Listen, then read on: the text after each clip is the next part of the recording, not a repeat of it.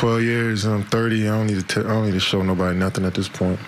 He was aggressive from the start at both ends. He attacked. You know, he said it yesterday. He's Kevin Durant, and so he showed everybody who Kevin Durant is. Okay, over the last month or so, you've been, you know, pass first, been distributor for the team. That's not true. That's not? No, I don't pass up shots. I just play within the offense. Oh, I say, okay. Well, you've been more of a distributor. Is that safe to say? Yeah, it's because how we play. Okay, that's fine. Tonight, you wasn't, right? Yeah, because Coach called more plays for me to start. Okay, so moving forward, do you think that it will be a game-by-game basis as far as how you approach the game?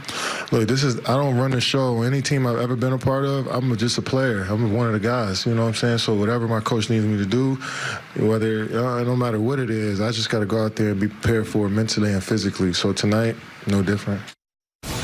Stephen, what do you make of the press conference there? Did KD need a game like this? I don't think he needed it, but the team needed it. And that's what he's saying. Whatever my team need me to do, I'm doing it for my team. Obviously, we all said he wasn't going to go out there and take 30 shots. But he was way more aggressive.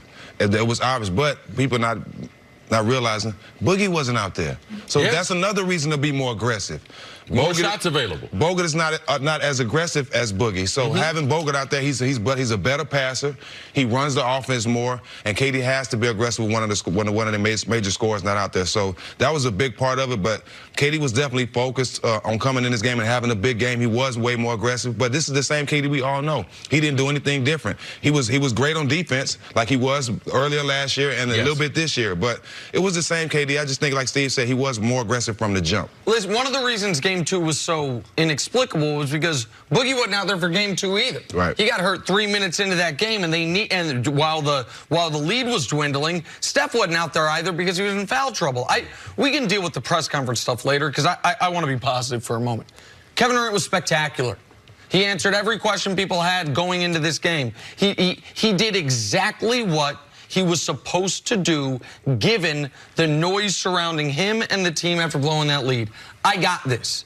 So listen, Steph is the greatest shooter of all time. We all know that. But KD can get his shot easier. Because he can just pull up whenever he wants. Right. Because he's 7'1". So, hey, you want to set a pin down for me? Great. Where you and I disagreed earlier, see, was how different the sets were early in the game. Yes. To me, KD had a lot of the type of opportunities that he was turning down earlier in the series. And in the very beginning of this game, when he started 6 of 6, he was just saying, I'm just going to rise up and shoot on you. And he was spectacular on both ends of the court. But as Jack alluded to before, Boogie's not on the court.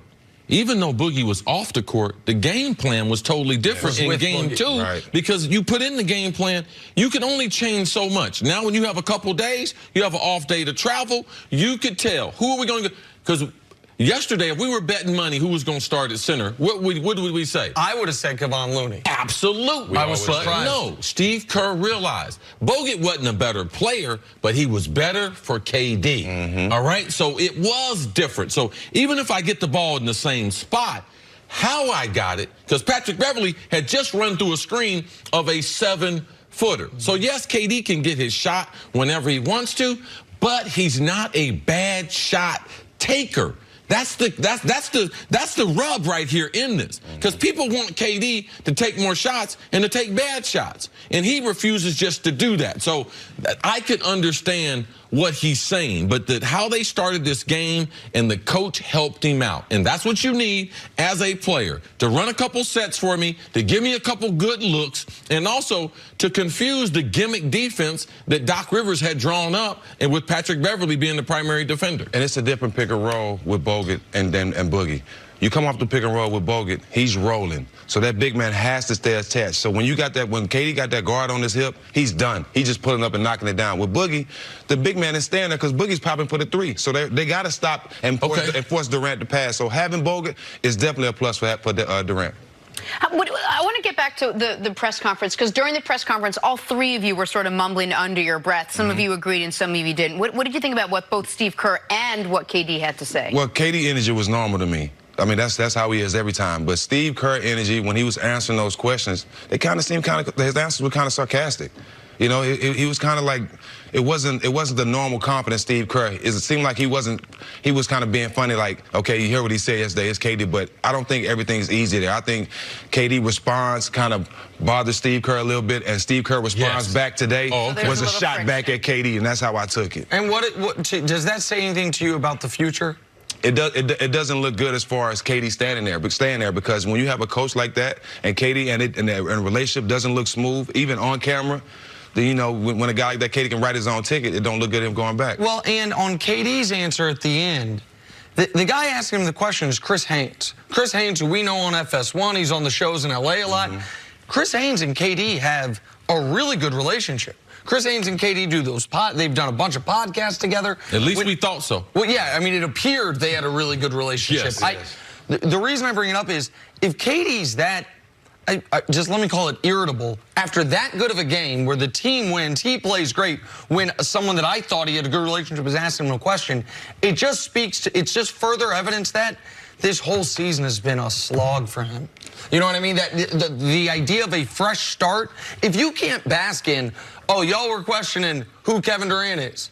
Well, how about 38 points in 3 quarters when Steph once again's in foul trouble, no Boogie, and we had a 31-point lead in the last game. We got a 36-point lead in this one. If you can't enjoy that, in the playoffs, then what is there to enjoy? Well, it's kind of like the questions are rhetorical. I've been doing this since I got in the league. Why are you making it seem like one game tonight? Because I've been wrestling with Patrick Beverly all because we lost a 30-point lead. Why am I not KD now? Like, don't ask me these questions. I've been KD all this time. I'm the back-to-back MVP. Should I have to tell you this every time I come on the stand? No. You know who I am. All right, I'm Jenna. Coming out, the Giants general manager doubles